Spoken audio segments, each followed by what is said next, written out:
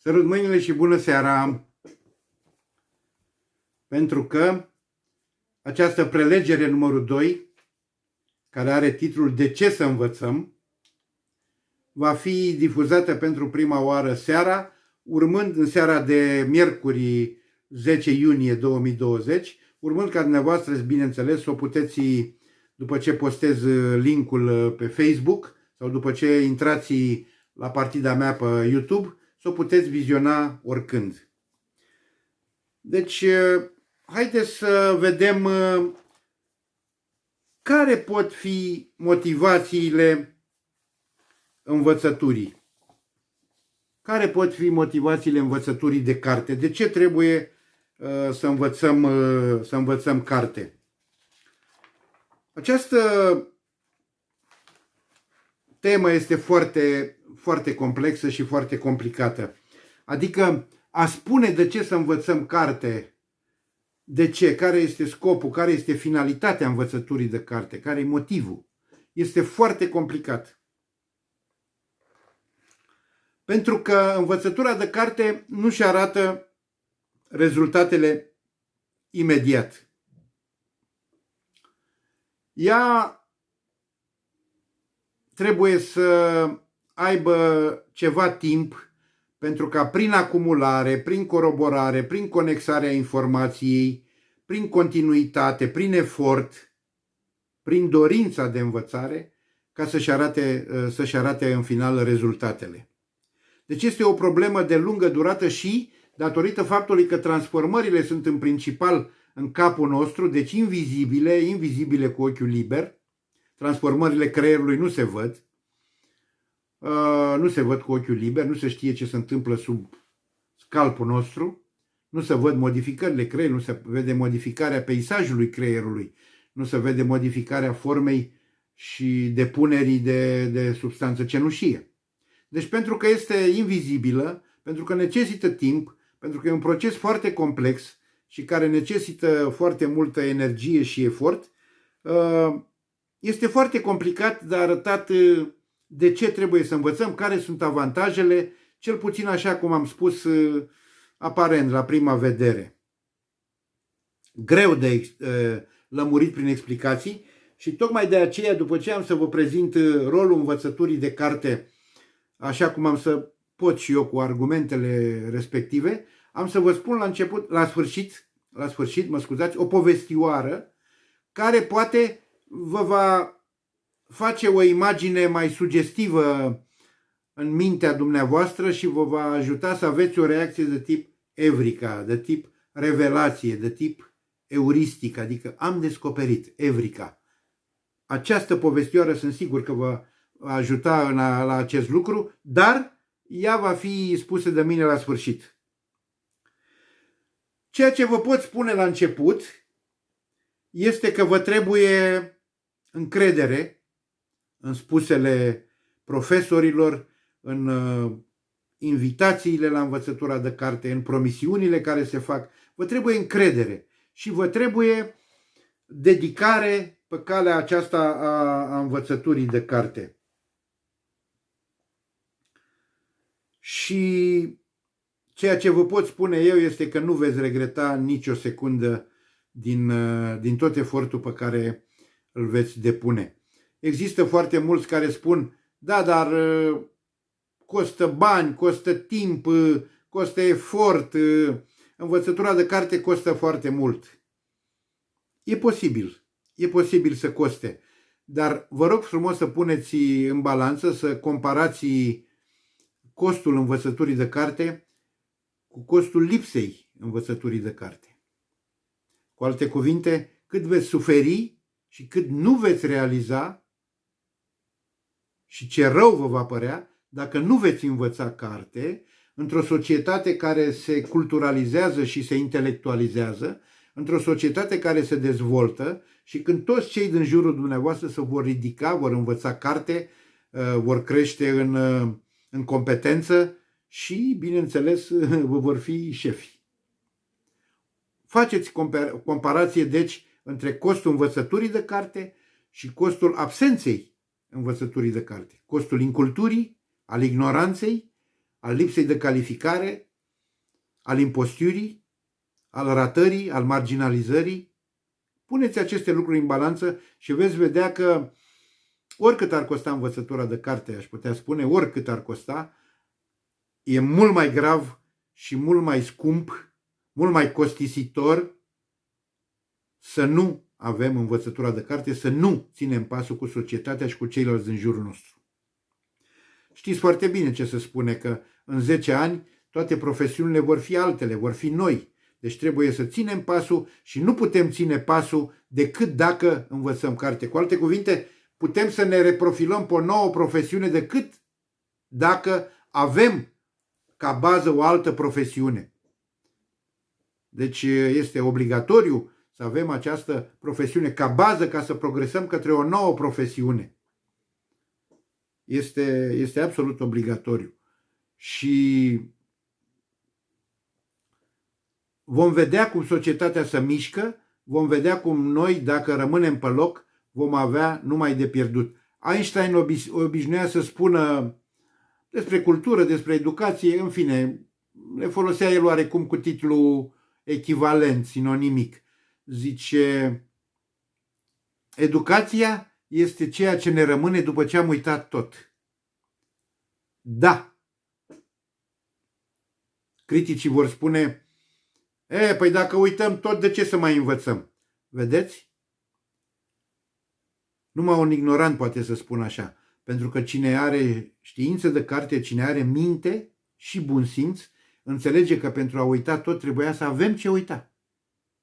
Cu alte cuvinte, rămânem cu niște deprinderi utile pentru viață, cu niște norme de comportare, cu niște orientări în viață, numai dacă am avut educație, numai dacă am avut ce uita. Asta este scuza celor care nu vor să învețe carte, dar ei se înșeală. În primul rând, pentru că, într-adevăr, după ce uităm tot, rămânem cu niște deprinderi utile pentru viață și, în al doilea rând, prin tot procesul de învățare de carte, ne-am dezvoltat creierul și ne-am structurat creierul și l-am ajutat să se întărească, să se dezvolte, să funcționeze bine împreună cu celelalte organe, cu musculatura, cu celelalte organe ale corpului și așa mai departe. Deci, în primul rând, trebuie să învățăm carte pentru a învăța o meserie. Și meseriile au devenit tot mai complexe, necesită tot mai multe cunoștințe, tot mai multe deprinderi și abilități practice care să ne formeze competența în domeniul respectiv, în profesiunea respectivă. Ați văzut că până și paznicii de la supermagazine sau bodyguards sau portarii de la diverse instituții folosesc calculatorul. Folosesc calculatorul pentru a face diverse înregistrări, pentru a scrie cine intră, cine iese, pentru a administra un dispecerat de camere de luat vederi. Deci chiar și cele mai simple, aparent, meserii, ați văzut că și mașinile de gunoi au diverse dispozitive electronice, acționare automată. Ați văzut? Deci cele mai simple, aparent cele mai simple profesiuni necesită cunoștințe, necesită abilități, necesită învățătură de carte, necesită învățare și practică. Niciodată nu vom deosebi învățătura de carte de practică, de deprinderile practice, pentru că ele împreună formează competența într-un domeniu sau altul. În al doilea rând, trebuie să învățăm pentru a cunoaște lumea.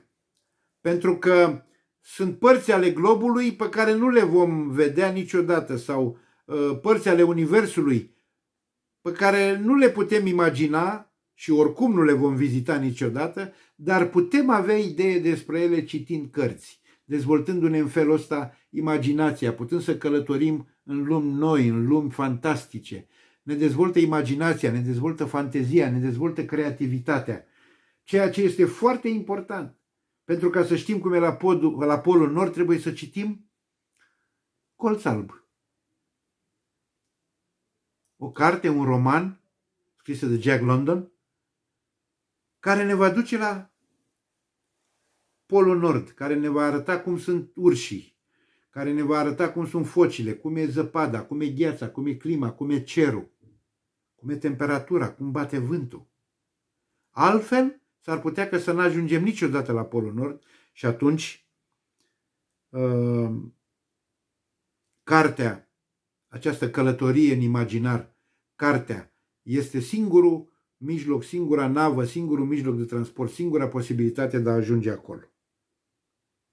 Foarte important, trebuie să învățăm carte pentru a ne dezvolta creierul, după cum am spus mai devreme, pentru că cine zice că nu învață pentru că oricum se uităm tot, omite această importanță a ceea ce ne rămâne după ce uităm tot și influența asupra creierului, asupra dezvoltării creierului, asupra organizării și structurării creierului pe care o face învățătura de carte. În felul ăsta punem creierul în mișcare, îl facem să funcționeze, îl facem să rămână viu, ne dezvoltă memoria, ne dezvoltă raționalitatea, rațiunea, procesorul, ca să fac o comparație cu un calculator, ne dezvoltă căile de comunicare între diversele părți ale creierului, ne dezvoltă deci neuronii, ne dezvoltă căile energetice, căile informaționale, legăturile, conexiunile, ne crește viteza de gândire și de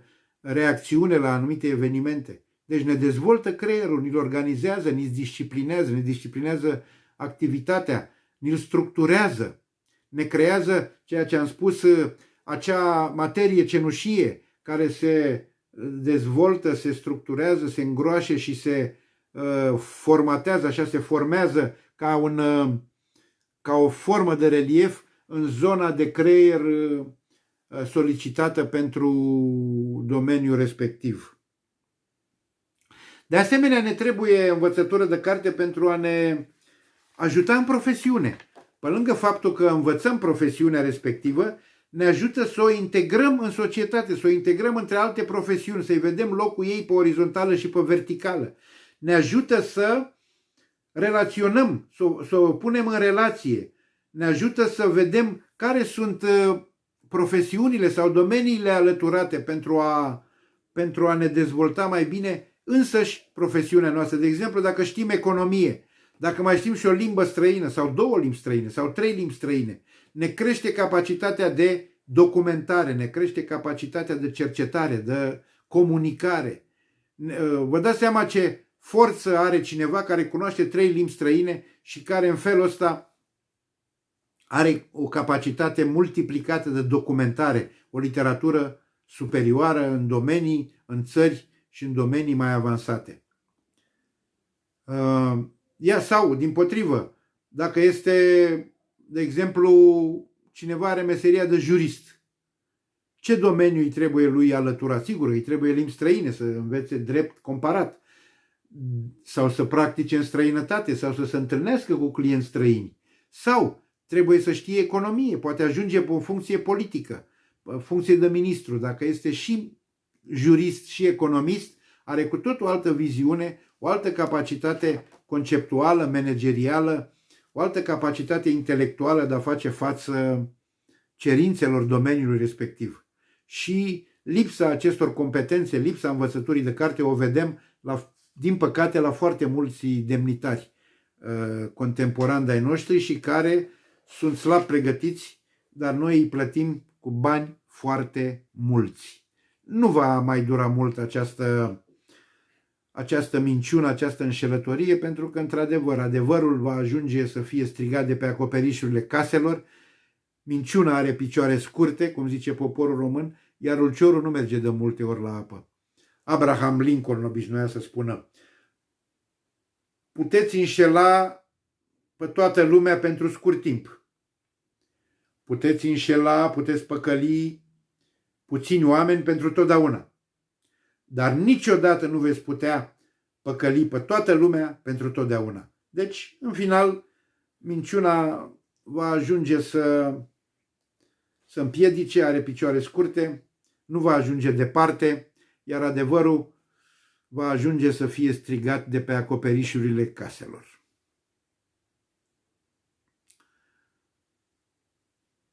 La acest punct trebuie să mai spun că a avea o stare înaltă de profesionalizare, a avea un grad înalt de calificare, de competență în profesiunea noastră ne dă un prestigiu, ne dă o onorabilitate în societate, ne face mai vizibili, mai apreciați, să câștigăm poate un salariu mai bun, să căpătăm o funcție mai bună, o funcție de respect și de prestigiu. De asemenea, în acest fel suntem un model în familie, pentru copii, pentru frați, pentru vecini, pentru prieteni, o mândrie pentru părinții noștri. Și, în acest fel, vedeți, fiind prestigioși, fiind respectați, având o funcție bună, o poziție bună, fiind un model de urmat față de alți oameni, îndeplinim cele două considerente ale dictonului sub care am pus seria aceasta de prelegeri. Vedeți? Idealismul pragmatic. Facem un lucru bun, un lucru ideal, competență, prestigiu, onorabilitate, moralitate și, în același timp, avem și avantaje materiale pe măsură. Un salariu bun, o pensie bună, o funcție bună și în felul ăsta, iată, cum îndeplinim acea dualitate a lumii, acea cerință de satisfacere a ambelor concepte, nu de absolutizare a unuia singur, care absolutizarea în orice domeniu și despre orice concept este vorba, este întotdeauna păguboasă, e detrimentală. A absolutiza o latură sau alta. La acest punct vin cu sfatul de a învăța și clasic și modern și după metode moderne. Sigur, trebuie să învățăm după metode moderne pentru a fi în rând cu ceilalți, pentru a avea performanțe, pentru a avea confort în munca noastră, nu? A o face cu plăcere, nu a o face cu greutate și pentru a fi într-adevăr în pas cu dezvoltarea profesiunii și a societății și a celorlalți oameni din jurul nostru. E obligatoriu să învățăm deci de pe calculator, să comunicăm la distanță, să facem cursuri online, să ne documentăm prin mijloacele și mijloacele electronice și mijloacele de informare în masă, rețelele sociale, să ne informăm. E foarte bine pentru că organismul nostru și profesiunea noastră și personalitatea noastră are nevoie de așa ceva. Dar în același timp nu trebuie să uităm să învățăm și clasic. În 1996, un fost ministru al educației în Franța, al cărui nume spre rușinea mea l-am uitat, în 1996, deci un fost ministru al educației din Franța, care a ajuns și vicepreședintele Comisiei Europene pe probleme de educație, a spus: învățați clasic, învățați după metode tradiționale, pentru că altfel veți înnebuni. Deci ne-a atras atenția asupra exagerării în latura virtualului, a imaterialului, a abstractului și neglijarea părții materiale, părții concrete, părții vizibile. Pentru că organismul omului, mintea noastră, are nevoie și de așa ceva. Învățând numai după metode moderne, vedeți ce se produce: alienarea, înstrăinarea, însingurarea, se produce depresie, se produce lipsa concretului, lipsa tangibilului. Și asta duce în final la boli psihice, la înstrăinare, la însingurare, la depresie. Omul nu mai simte că îi fuge pământul de sub picioare, nu mai are niciun punct de reper concret. Oare nu spuneau romanii, încă o dată, într-o formă a unei perechi de concepte opuse: pane et circensis, adică pâine și circ, distracție, pâine și distracție, hrană și distracție. Deci iată, nu numai circ, dar și pâine. Nu numai pâine, dar și circ.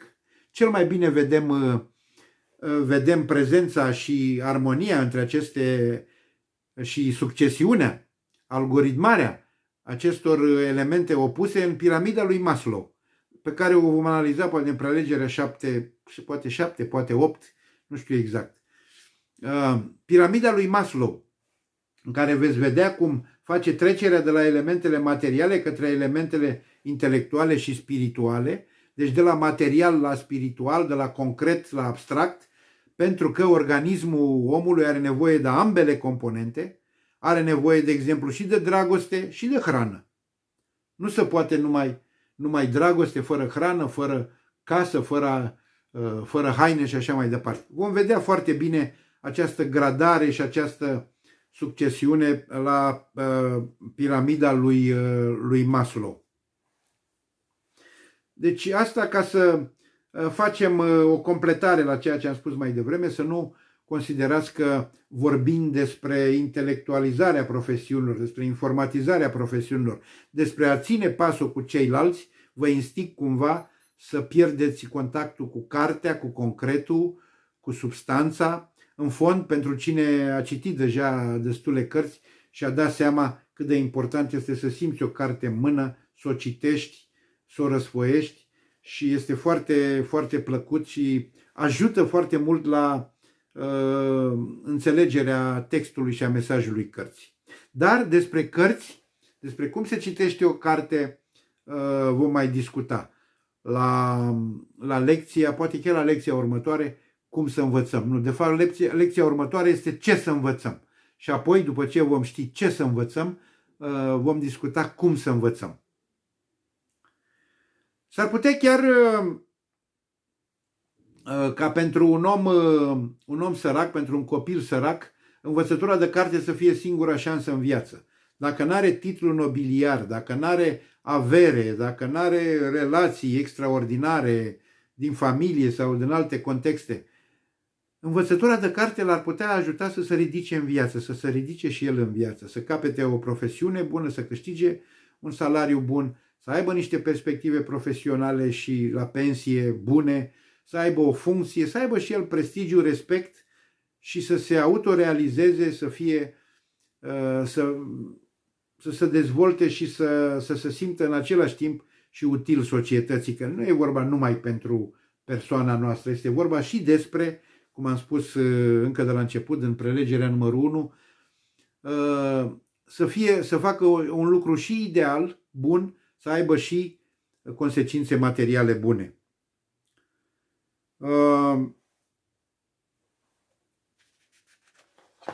Mai departe, aș vrea să vă spun că cititul cărților, învățătura de carte, este bună și pentru distracție, pentru petrecerea timpului liber, după muncă, după sport, după alte activități fizice, după alte activități opuse, cum ar veni yin și yang, nu?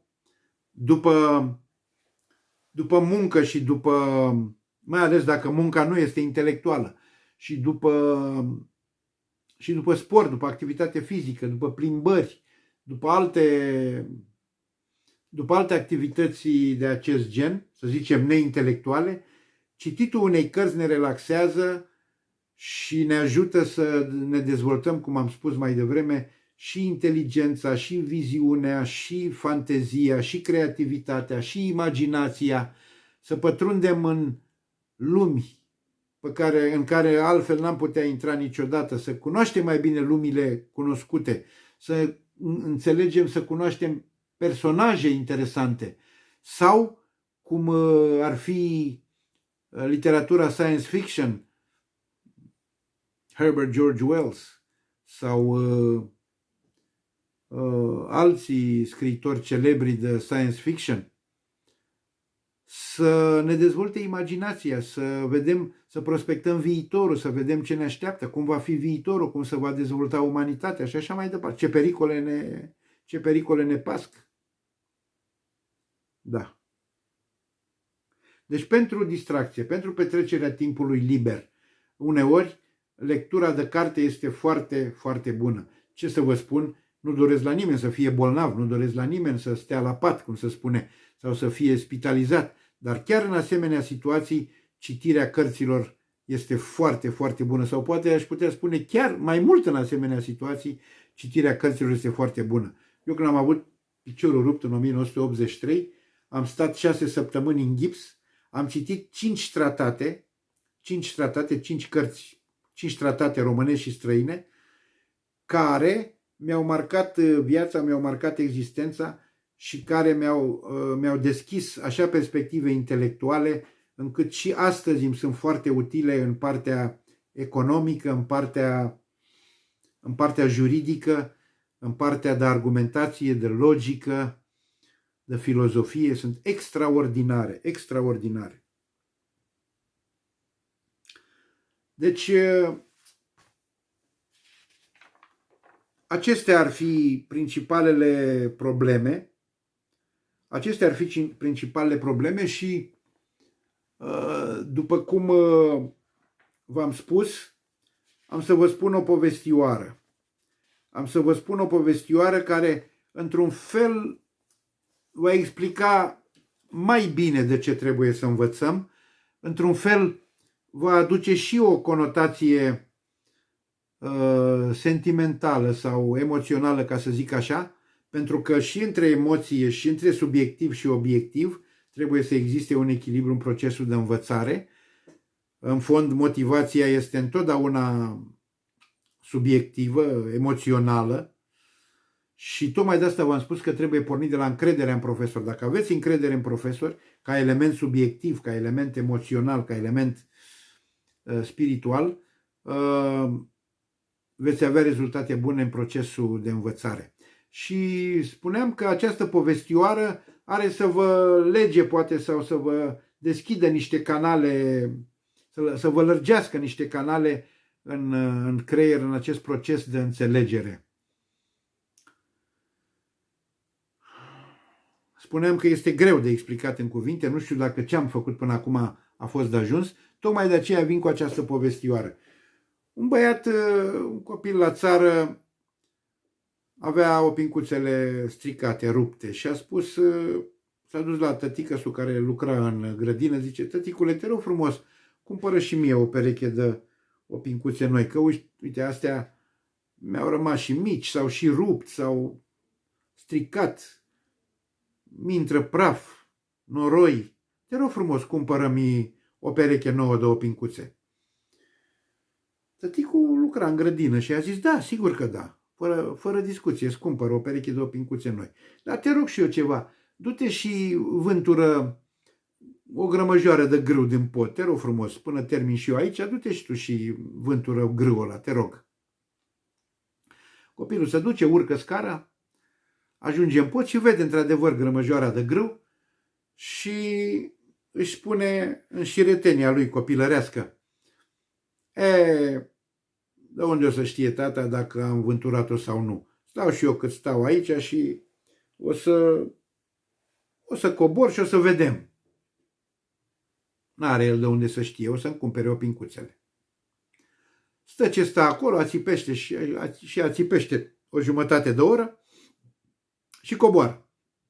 Tăticule, zice: gata, am vânturat grâul, te rog frumos să-mi cumpere opincuțele. Tăticăsul care lucra acolo zice: nu l-ai vânturat. Eu știu că nu l-ai vânturat. Uite, îmi spune mie o păsărică, cum spun părinții. Mi-a spus mie o păsărică că nu l-ai vânturat. Mă, tăticule, bine, uite, o să mă duc să... Zice: du-te și dacă nu l-ai terminat, te rog frumos să termini să-l vânturi.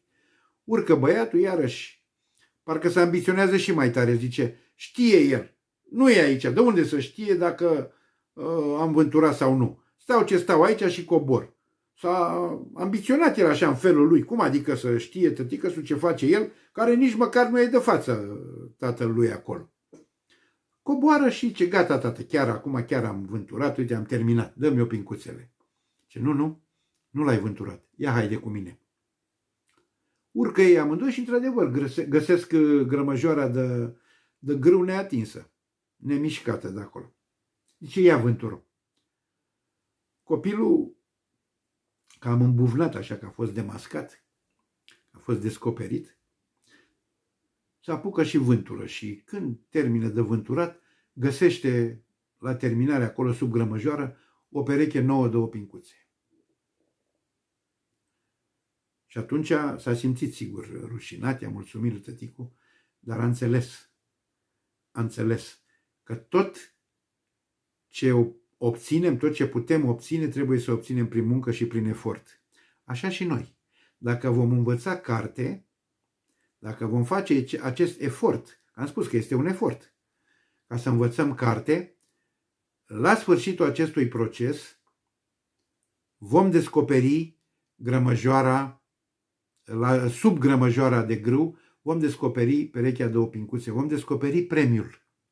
Pentru că v-am spus, învățătura de carte necesită timp. Oricât ne-am strădui noi, un copil, un pui de om, nu se poate naște înainte de 7 luni și să fie și viabil. Nu se poate. Au fost niște excepții, niște copii născuți la 6 luni, dar din accidente, din probleme. În general, copilul se naște